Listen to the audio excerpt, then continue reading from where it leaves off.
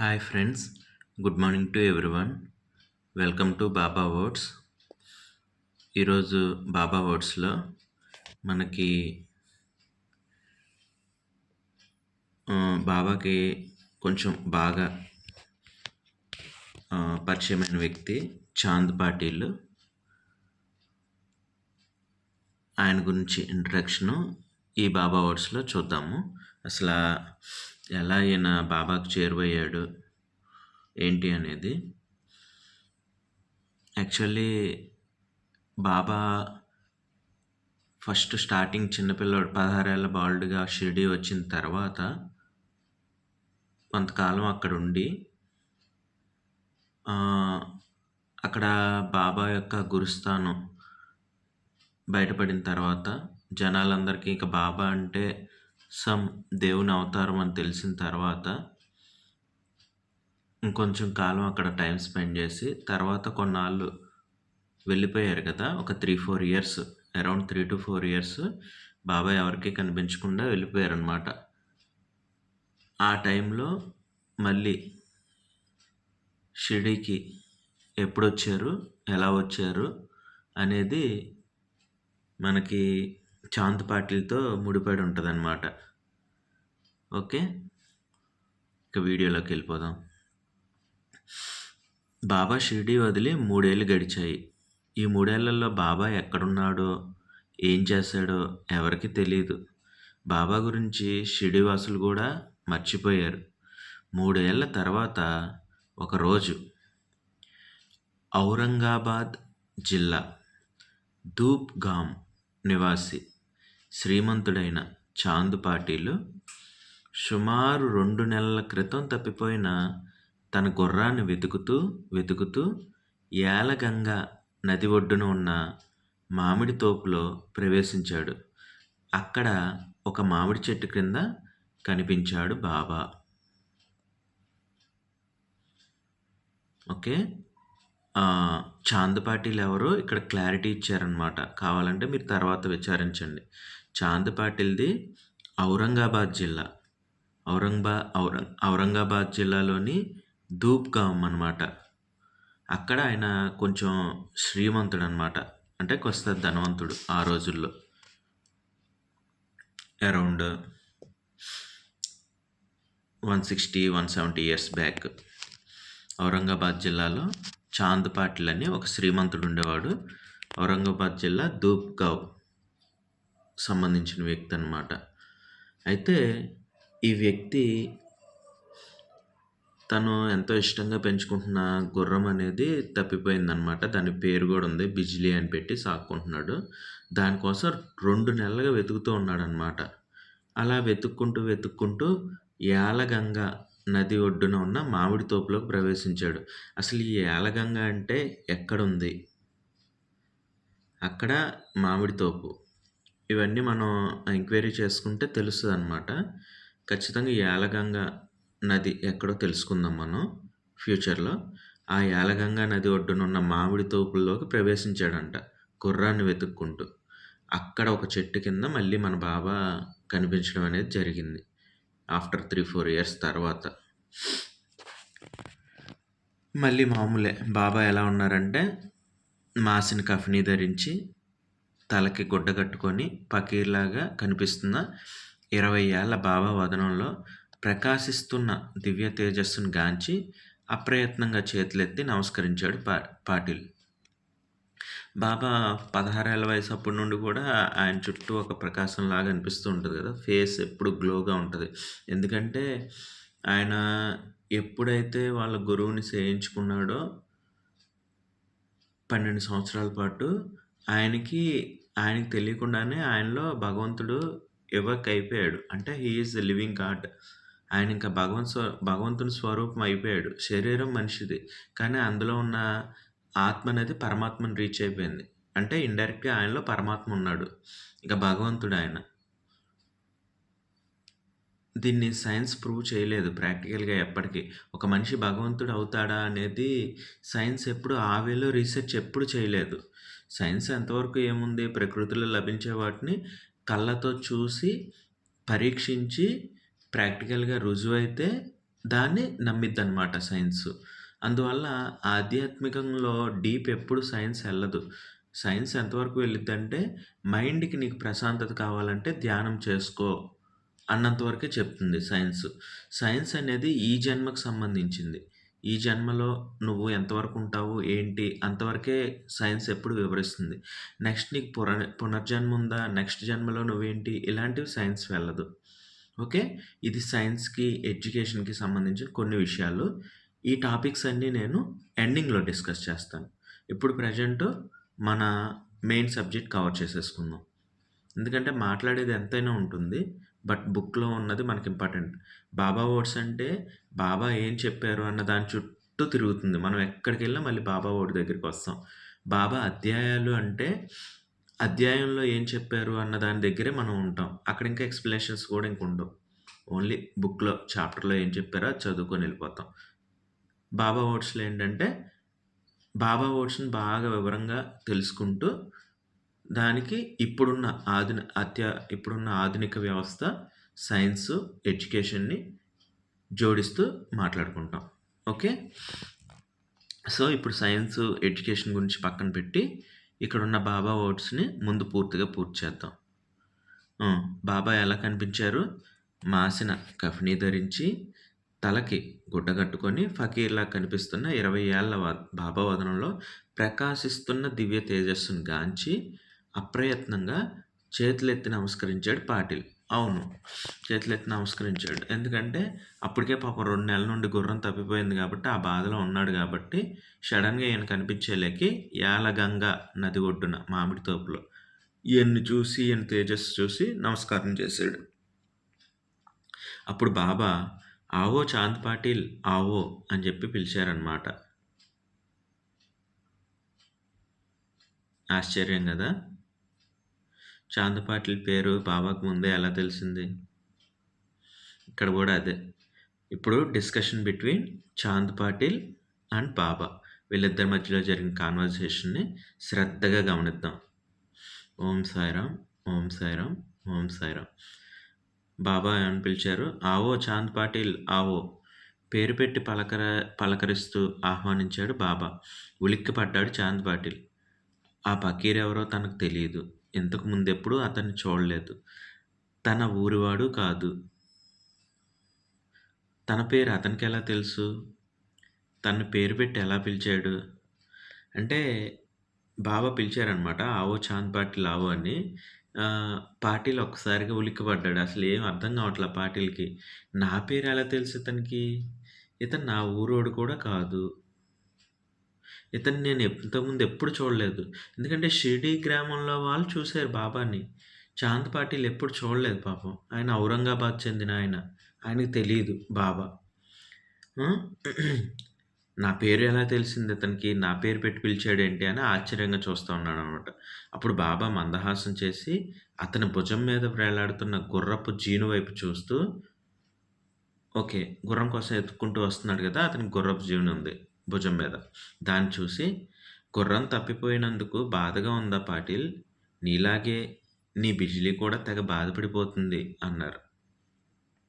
ఇంకా ఆయన సర్వాంతర్యామి. ఆయనకి అన్నీ తెలుసు. పాటిల్ జస్ట్ ఔరంగాబాద్ జిల్లాలో ధూప్‌గావ్‌లో ఒక శ్రీమంతుడంతే. Just normal. ఒక రిచ్ పర్సన్ అంతే. సో, బాబాకేమో అన్నీ తెలుసు. ఈయనకేమీ తెలీదు. సాధారణ మనిషి పాటిల్. పాటిల్ వైపు చూస్తూ, గుర్రం తప్పిపోయినందుకు బాధగా ఉందా పాటిల్? నీలాగే నీ బిజిలీ కూడా తెగ బాధపడిపోతుంది అన్నారనమాట. అంటే పాటిల్ ఏం చెప్పకుండానే పాటిల్‌ని అడుగుతున్నాడు. నీ గుర్రం తప్పిపోయినందుకు బాధగా ఉందా?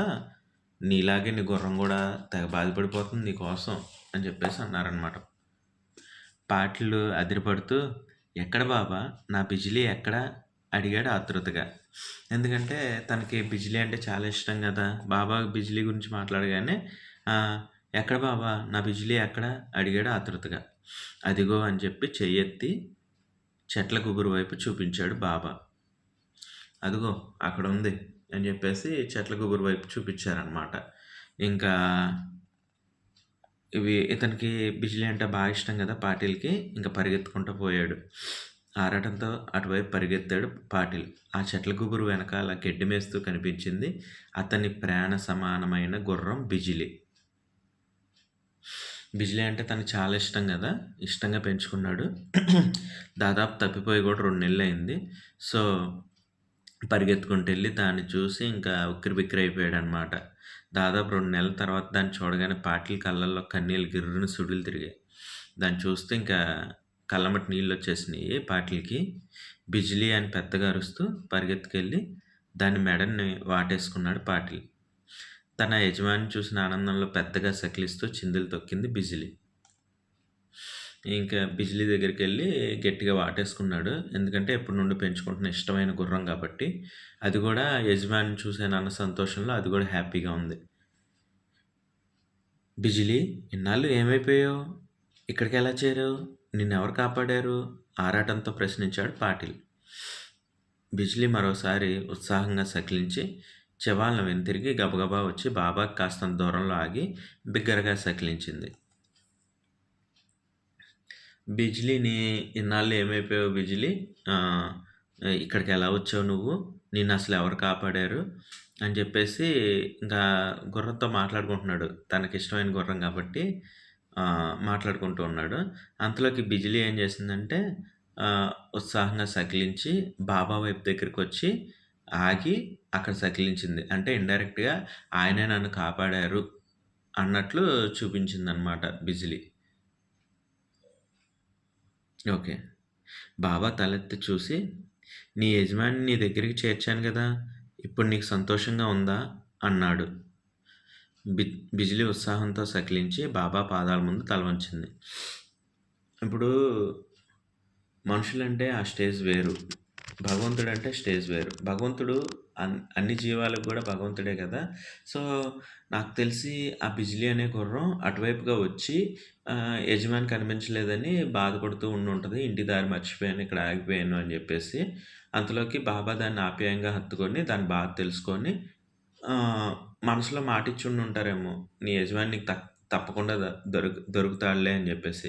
అది మనందరికీ వరమయింది. ఎందుకంటే షిరిడీ వదిలెళ్ళిపోయిన బాబా మళ్ళీ వెలుగులోకి రావడానికి చాంద్ పాటిల్, గుర్రం యజమాని చాంద్ పాటిలే కదా! చాంద్ పాటిల్ ద్వారా మళ్ళీ బాబా షిరిడీకి ఇంట్రడ్యూస్ అవ్వడానికి ఈ ఘట్టం బాగా ఉపయోగపడిందనమాట. ఆ తప్పిపోయిన గుర్రం. సో, ఆ గుర్రాన్ని ఆప్యాయంగా ఆయన పలకరించి, నీ యజమాని ఎట్లైనా నీ దగ్గరికొచ్చేలా చేస్తాలే అనుకోని ఉండుంటారు బాబా మనసులో. మాటిచ్చుండుంటారు. మొత్తానికి ఇక్కడ రివీల్ చేశారనమాట. బాబా తలెత్తి చూసి, నీ యజమాని నీ దగ్గరికి చేర్చాను గదా! ఇప్పుడు నీకు సంతోషంగా ఉందా? అన్నారనమాట. అంటే బిజిలీ ఉత్సాహంతో సకిలించి బాబా పాదాల ముందు తల వంచింది. మనుషులే రోజుకొకలా మారిపోతారు. జంతువులెప్పుడూ బానే ఉంటాయి. సరే. ఇప్పుడు బాబా ఏమన్నారంటే, సరే సరే సబ్కా మాలిక్ ఏక్. ఆ యజమాని దయే నిన్ను నీ యజమాని వద్దకు చేర్చింది సంగూ. అంటే బిజిలీతో మాట్లాడుతున్నారు బాబా. చాంద్ పాటిల్ మాట్లాడుతున్నాడంటే ఒక అర్థం ఉంది. ఎందుకంటే ఆయన పెంచుకున్న గుర్రం ఎప్పటినుండో ఆయనకి రిలేషను. ఇంకా అది ప్రేమతో కూడిన చనువుతో వస్తదది. మనిషిని పలకరించినట్టు గుర్రాన్ని కూడా పలకరించుకుంటాడాయన. బాబా గుర్రంతో మాట్లాడుతున్నాడు. సరే సరే సబ్కా మాలిక్ ఏక్. ఆ యజమాని దయే నిన్ను నీ యజమాని వద్దకు చేర్చింది సంగూ అన్నారు బాబా. ఓకే. అందరికీ యజమాని ఆ భగవంతుడే. ఆ యజమాని దయ వల్లే ఆ యజమాని దయే నిన్ను నీ యజమాని వద్దకు చేర్చింది సంగు అని చెప్పేసి అన్నారంట. బాబా మాటలు ఎప్పుడు ఎంత లోతుగా ఉంటాయంటే ఇప్పటికి కూడా ఆయన ఒప్పుకోవట్లేదు. ఆయన స్పృహ ఉంది. ఆయన శరీరం మీద కూడా జ్ఞానం ఉంది. కాబట్టే నేను భగవంతుడిని అని చెప్పట్లేదు. ఆ భగవంతుడి దయ వల్ల నీ యజమాని దగ్గరికి ఆయన ఎప్పుడు భగవంతుడిని యజమాని యజమాని అంటాడనమాట. అంటే ఈ శరీరానికి యజమాని భగవంతుడు అంటారు. ఓకే. ఈ దేహానికి యజమాని భగవంతుడు అంటారు. ఆ యజమాని దయ వల్ల నీ యజమాని దగ్గరికి ఆ యజమాని నిన్ను చేర్చాడు అని చెప్పేసి ఇక్కడ చెప్పడం జరిగింది. అది బాబా గొప్పతనం. ఇక్కడొక ఇన్సిడెంట్ ఒకటి జరిగిందనమాట. ఇదే హైలైట్ అవ్వడానికి కారణం. ఎందుకు జరిగిందో ఏంటో తెలీదు. కానీ హైలైట్ అవ్వడానికి ఇదే ముఖ్య కారణం. తన చిలుము గొట్టంలో పొగాకు నింపుకుంటూ అన్నారు బాబా. అంటే అప్పుడు వాస్తవిక కాలంలో అది సహజంగా జరిగేదే. దాన్నేం మనం భూతద్దంలో పెట్టి చూడాల్సిన అవసరం లేదు. బాబా ఒప్పుకుంటున్నారు గదా! నేను మనిషిగానే వచ్చాను. తర్వాత శిష్యులతో చాన్నాళ్ళు అదే గురువుగారు ధ్యానం చేసుకోవడం వల్ల నేను ఇంక భగవత్ స్వరూపంగా మారాను. కానీ నాకు మనిషిని అన్నట్టే జీవించాను ఉన్నంత కాలం. నా యజమాని భగవంతుడనే అనుకున్నాను. నాలో భగవంతుడు కొలువై ఉన్నా, నా యజమాని భగవంతుడనే ఫీల్ అయ్యాను అని చెప్పి బాబా ఒప్పుకున్నారు కదా! సో, అక్కడ ఆ కాలంలో మామూలుగానే పొగాకు పీల్చడం అనేది సాధారణ విషయం అనమాట అప్పుడు రోజుల్లో. ఓకే. సో, అలాగే ఆయనకి చిలుము గొట్టం ఉంది ఆయన దగ్గర. అందులో పొగాకు నింపుకుంటున్నారనమాట.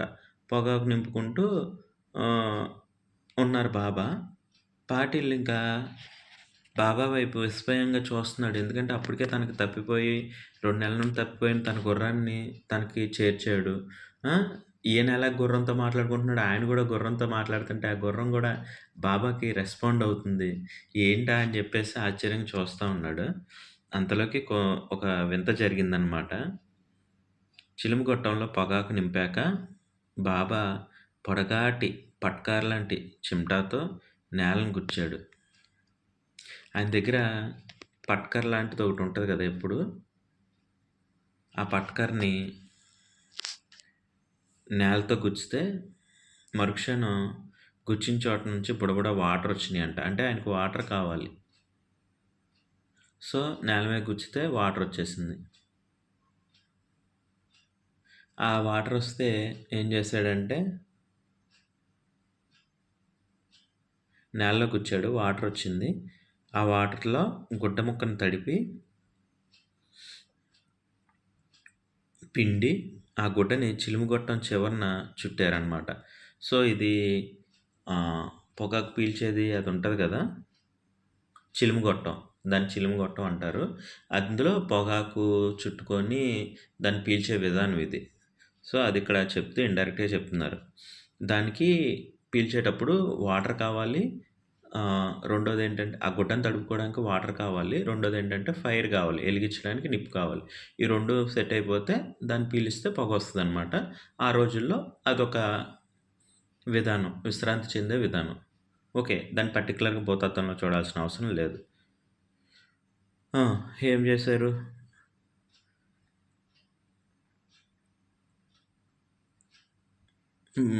అదే చెమటాతో కొడితే వాటరొచ్చింది. వాటర్‌తో గుడ్డని తడిపి దానికి చిలుము కొట్టడానికి చుట్టుకున్నారు.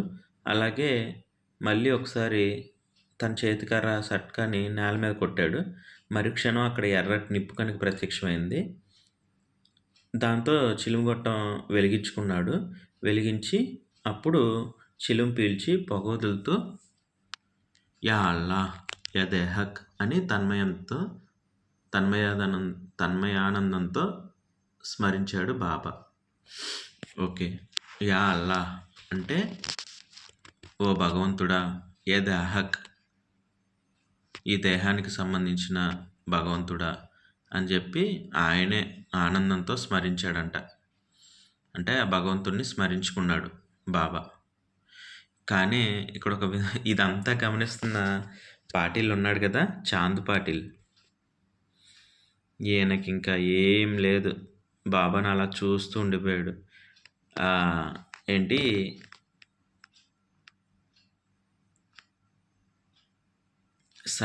పట్కర్. ఆ పట్కర్‌తో నేల మీద కొడితే వాటర్ రావడం ఏంటి? మళ్ళీ నేల మీద కొడితే నిప్పు రావడం ఏంటి? ఈ వింతలన్నీ ఏంటి? ఇయన్నీ చూస్తూ నిశ్చేష్ట అయిపోయాడనమాట. ఎక్కడి నుండి తప్పిపోయిన గుర్రం ఫస్ట్ పేరు పెట్టి పిలవడం. పేరు చెప్పకుండానే. తర్వాత నీ గుర్రం తప్పిపోయిందని బాధపడుతున్నావా అని చెప్పడం. అవును. నా గుర్రం తప్పిపోయింది. నీకేమన్నా తెలుసా ఎక్కడుందో? అదిగో అక్కడ ఉంది పో. అక్కడికెళ్ళగానే గుర్రం కనిపించడం. ఇంక కళ్ళెమ్మట నీళ్ళు గిర్రున తిరిగిపోయినాయి. సరే గుర్రం దొరికింది కదా అని చెప్పేస్తే ఆ గుర్రం ఆయనతో ఎలా ఉందో బాబాతో ఇంకా సంతోషంగా ఉంది. నీ యజమాని దొరికాడు గదా! హ్యాపీ అని అంటే, ఆ గుర్రం హ్యాపీ అని బాబా పాదాల వైపు చూస్తుంది. ఇంకా ఆశ్చర్యపోయాడు. తర్వాత ఒక మంచి పని జరిగింది గదా! అని జెప్పేసి బాబా ఆయన జీవన వ్యవహారంలో భాగంగా అది చిలుము గొట్టం తీసి పొగాకు ఆయన అంటించుకుంటూ పీల్చుకుంటున్నాడు. కానీ అక్కడ వింత. మనుషులైతే ఏంటి వాటర్ కావాలా, నిప్పు కావాలా అవి మన దగ్గర ఉండాలా. ఆయన భగవంతుడి స్వరూపం కాబట్టి నేల మీద కొడితే వాటర్ వచ్చేసింది. నేల మీద కొడితే నిప్పొచ్చేసింది. ఆయన హ్యాపీగా పొగాకు పీల్చుకొని యా అల్లాహ్! యా దేహక్ అని చెప్పేసి సంతోషంగా భగవంతుడిని తలుచుకుంటున్నాడనమాట ఆయన. ఇంకా చాంద్ పాటిల్‌కి బాగా ఆశ్చర్యమేసింది. ఇంకేం జేస్తాడు? పాటిల్ భక్తి భావోద్వేగాలతో ఊగిపోతూ, "నువ్వు సామాన్యుడివి కావు బాబా! పంచభూతాలను ఆజ్ఞాపించగల ఆ అల్లావి నువ్వే, నువ్వే" అంటూ బాబా పాదాల ముందు మోకరిల్లాడు పాటిల్.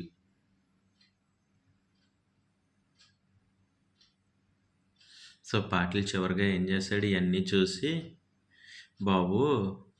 ఇంక నాకు మొత్తం అర్థమైపోయింది సినిమా. నువ్వు భగవంతుడివి, లివింగ్ గాడ్. నీ ఒంట్లో దేవుడున్నాడు. కానీ నువ్వు మాత్రం మనిషిలాగే ప్రవర్తిస్తా ఉంటావు. చూడ్డానికి. మాట్లాడేటప్పుడేమో మనిషిలాగా మాట్లాడుతుంటావు. చేసే పనులన్నీ భగవంతుడు చేసే పనులు చేస్తుంటావు. ఇంక నాకు అర్థమైపోయిందిలే విషయం. నువ్వు సామాన్యుడివి కావు. పంచభూతాలు నీ అధీనంలో ఉన్నాయి. వాటర్ కావాలంటే వాటరొస్తుంది. నిప్పు కావాలంటే నిప్పొస్తుంది. మళ్ళీ ఏమో ఏమీ ఎరగనట్టు యా అల్లా! యా దేహక్ ఆ యజమాని నీ యజమాని దగ్గరికి నిన్ను చేర్చాడు కదా! ఇలా మాట్లాడుతున్నావు. ఇంక నువ్వే అల్లా, నువ్వే భగవంతుడివి అని జెప్పేసి ఆయన పాదాలకి నమస్కరించాడు. ఓకే. ఇక్కడితోటి ఇది ముగిసింది. ఇంకా లాస్ట్ 5 మినిట్స్ వివరణ ఇచ్చేసి ఈ బాబా వర్డ్స్ కంప్లీట్ చేస్తాను. సమయం గిరగిర తిరిగిపోతుంది. ఇవేమో ఎంతో అద్భుతమైన విషయాలన్నమాట. టైం కేటాయించాను అంటే అక్కడ విషయం ఉందని అర్థం. ఇన్నాళ్ళ తర్వాత 3, 4 సంవత్సరాల తర్వాత బాబా మళ్ళీ కనిపించారు ఇంట్రడక్షన్ కాబట్టి నేను టైం తీసుకున్నాను. ఇందాకేదో మాట్లాడేటప్పుడు సైన్స్, ఎడ్యుకేషన్ అంటూ ఏదో అన్నట్టున్నాము. అదేంటో చూద్దాం.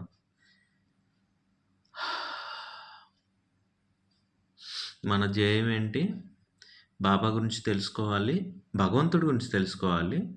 భగవంతుడి గురించి బాగా దగ్గరగా కనెక్ట్ అయిన వ్యక్తి బాబా కాబట్టి, బాబా చరిత్ర ద్వారా భగవంతుడి గురించి తెలుసుకోవాలి. అట్ ఎ టైమ్ మన చదువుని, విజ్ఞానాన్ని ఉపయోగించి మూఢనమ్మకాలను పక్కన పెడుతూ తెలుసుకోవాలి. అంతే. సో, ఇందులో సైన్స్ మనకి ఎంతవరకు యాక్సెప్ట్ చేస్తది?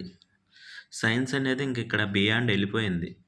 చాలా కష్టం సైన్స్‌ని ఇక్కడ చేర్చడం. ఆధ్యాత్మికంలో పీక్స్‌లో ఉన్నాం మనం ఇప్పుడు. చూడండి ఇక్కడ జరిగిన ఘటనలు చూడండి అసల. ఒక గుర్రం తప్పిపోయింది. మనకెలా దొరికిద్ది? బాబా కాబట్టి ఆయన ప్రెజెన్స్ ఆయనున్న ప్లేస్‌లో గుర్రాన్ని చూసి దాన్ని తన యజమాని చాంద్ పాటిల్ దగ్గరికి చేర్చి, చాంద్ పాటిల్ కూడా ఆశ్చర్యపోయే కొన్ని ఘటనలు జరిగి, చివరికి చాంద్ పాటిల్ "అయ్యా! నువ్వు భగవంతుని స్వరూపం" అని చెప్పేసి దండం పెట్టి వెళ్ళిపోయాడు. ప్రతిసారి చెప్తాను, బాబాని మీరు రకరకాల కామెంట్ చేస్తున్నారు కొంతమంది. నేను చెప్పేది ఒకటే, ఆయన్ని మీరు మతిస్థిమితం లేని వ్యక్తి, ఫకీరు, ఆయన మనిషి, మీరు దేవుడిని చేసేస్తున్నారు అన్నెసెసరీగా అని చెప్పి మాట్లాడే వాళ్ళకి చాంద్ పాటిల్ కూడా ఒక గొడ్డలి పెట్టనమాట. ఆయన కూడా ఒక ఉదాహరణ. ఆయన ఏమన్నా చిన్న చితక వ్యక్తా? సామాన్యుడా?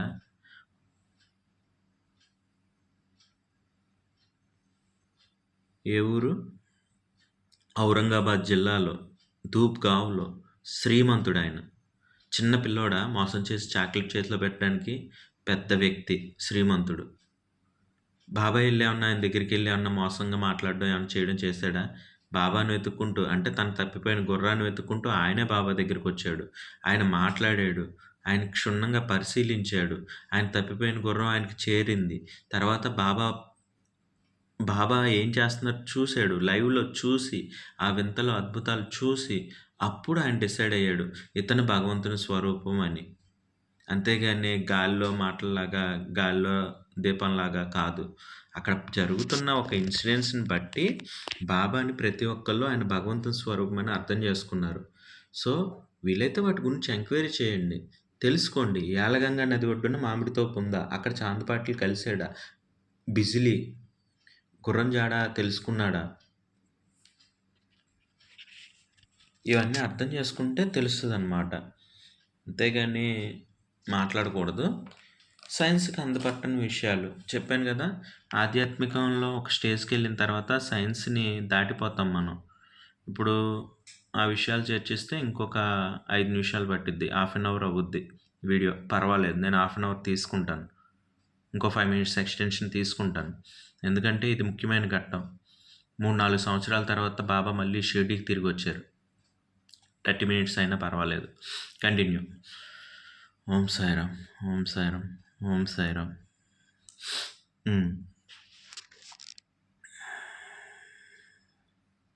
ఆధ్యాత్మికతకి సంబంధించిన విషయం అన్నమాట.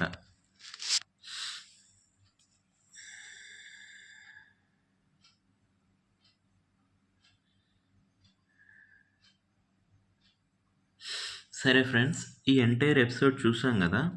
ఈ ఎపిసోడ్ చూసాక మీకేమనిపిస్తుంది? బాబాని గమనించారు, చాంద్ పాటల్ని గమనించారు, తప్పిపోయిన గుర్రం బిజిలీ దాన్ని గమనించారు. చాంద్ పాటలనే ఔరంగాబాద్ జిల్లాకు చెందిన ధూప్గావ్‌కి నివాసైన చాంద్ పాటిల్ అనే వ్యక్తికి బాబా యాలగంగా నది ఒడ్డున మామిడి తోపుల్లో కనిపించారు. ఆయనకి తప్పిపోయిన గుర్రం యొక్క జాడను తెలియజేశారు. అలాగే ఆయన చిలుము కాల్చుకునే చిలుము గొట్టం అంటే పొగాకు గొట్టం. ఆయన పొగాకు గొట్టాన్ని సిద్ధం చేసుకొని పొగాకు పీల్చే క్రమంలో ఆయన చేతిలో ఉన్న సట్కాతో నేల మీద కొడితే వాటర్ రావడం, నేల మీద కొడితే నిప్పు రావడం, ఇవన్నీ సంఘటనలు జరిగినాయి. ఓవరాల్‌గా అవి కళ్ళతో చూసిన, లైవ్‌లో చూసిన చాంద్ పాటిల్ ఇంకేనా భగవత్ స్వరూపం అని చెప్పి సరెండర్ అయిపోయారు. ఇప్పుడు ఈ సిచ్యువేషన్ మీకొచ్చింది. మీ కళ్ళ ముందు జరిగింది. అప్పుడు మీరు దీన్ని ఏమంటారు? ఈ ఆధునిక యుగంలో దీన్ని ఎలా అర్థం చేసుకుంటారు? అది నా ప్రశ్న. ఇందులో ఏమన్నా దేశానికి హాని కలిగించేదేమన్నా జరిగిందా? ఏం లేదు గదా! అక్కడ ఎవరు బాధింపబడలేదు, బాధపడలేదు.